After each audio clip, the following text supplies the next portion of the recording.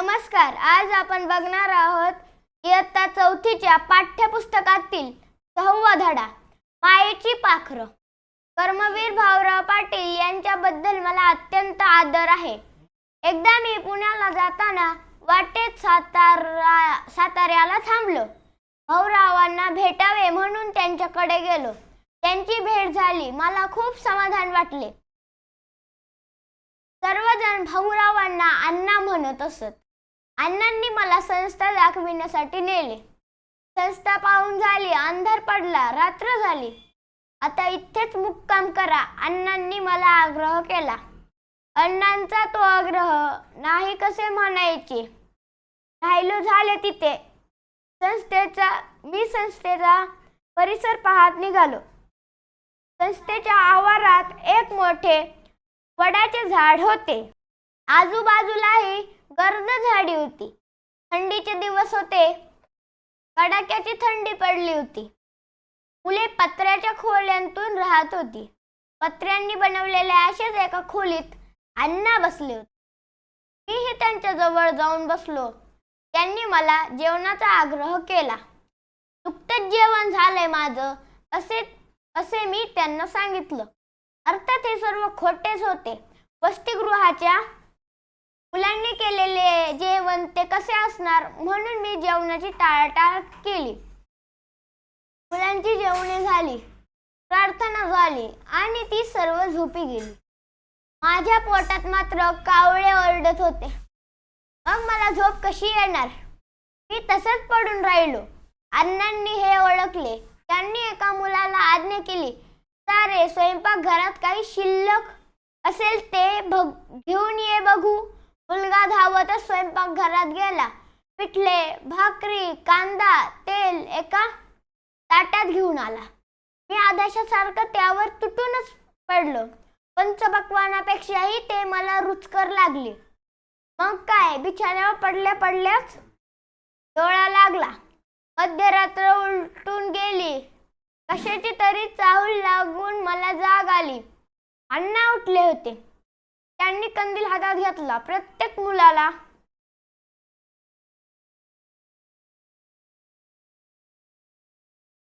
झोप लागली की नाही, त्याच्या अंगावर पांघरून आहे की नाही ते अण्णा पाहू लागले. त्यांनी पाहिले की एक मुलगा थंडीने कुडकुडत आहे. अण्णा त्याच्या जवळ गेले. त्यांनी आपल्या दोन्ही हातांनी अलगद उचलले. स्वतःच्या बिछाण्यावर आणून झोपवले. स्वतःची कांबळी त्याच्या अंगावर घातली. त्याला अगदी आपल्या पोटाशी धरले. त्या उभेत तो मुलगा गाढ झोपी गेला. त्या मुलांपैकी कितीतरी जणांना आई नव्हती. कितीतरी जणांना वडील नव्हते.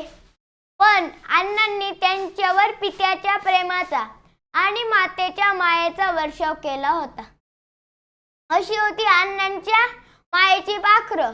हे सर्व मी उघड्या डोळ्यांनी पाहिले. सकाळी मी उठलो. अण्णांना कडकडून भेटलो. नकळत माझ्या मुखातून शब्द बाहेर पडले, अण्णा, आपण खरेखुरे या मुलांचे आईबाप आहात. या मुलांचेच नव्हे तर या महाराष्ट्रातील गोरगरिबांच्या मुलांचे आपण पालक आहात. आपणास उदंड आयुष्य मिळो. अण्णा आयुष्यभर गोरगरिबांच्या मुलामुलींच्या शिक्षणासाठी झटत राहिले. रयत शिक्षण संस्थेच्या माध्यमातून महाराष्ट्रभर शाळा सुरू केल्या. उच्च शिक्षणासाठी महाविद्यालये सुरू केली. शैक्षणिक क्षेत्रातील त्यांच्या उत्तुंग कार्यामुळे त्यांना सर्वजण कर्मवीर म्हणून ओळखतात. लेखक पांची पाटील. मायेची पाखरं. पक्षी मायेपोटी आपल्या पिल्लांना पंखाखाली घेतात.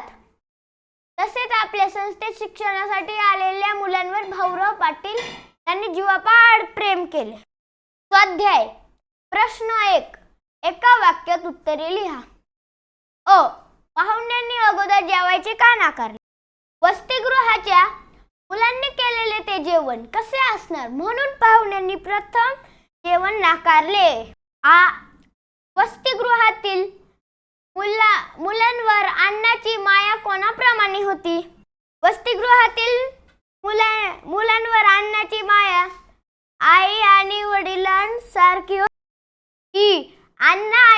आयुष्यभर कोणाच्या शिक्षणासाठी झटत राहिले? अण्णा आयुष्यभर गोरगरिबांच्या मुलामुलींच्या शिक्षणासाठी झटत राहिले. ई. कर्मवीर भाऊरावांनी कोणत्या शिक्षण संस्थेच्या माध्यमातून शाळा सुरू केल्या? भाऊराव पाटलांनी रयत शिक्षण संस्थेच्या माध्यमातून शाळा सुरू केल्या. प्रश्न 2. गाळलेल्या जागी योग्य शब्द लिहा.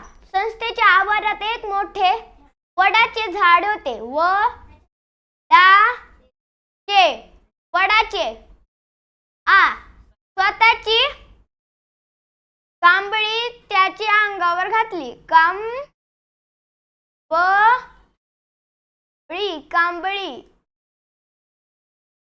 कांबळी. त्या मुलांपैकी कितीतरी जणांना आई नव्हती.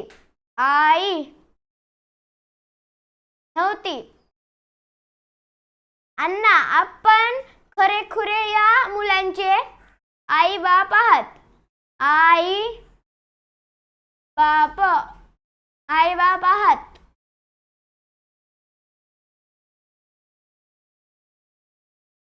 प्रश्न 3. कोण कोणाला म्हणाले? आता इथेच मुक्काम करा. अण्णा पाहुण्यांना म्हणाले. अण्णा पाहुण्यांना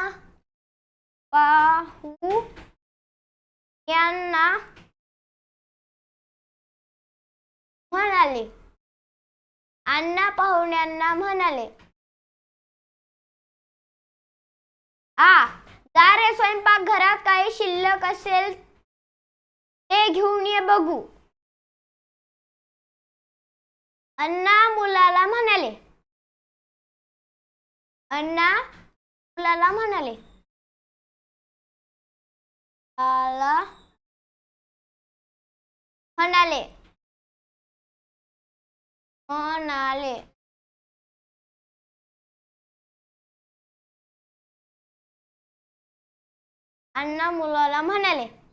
ई. आपणास उदंड आयुष्य मिळो. पाहुणे अण्णांना म्हणाले.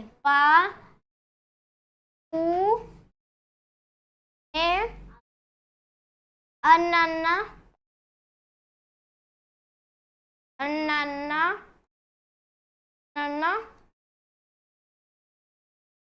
म्हणाले.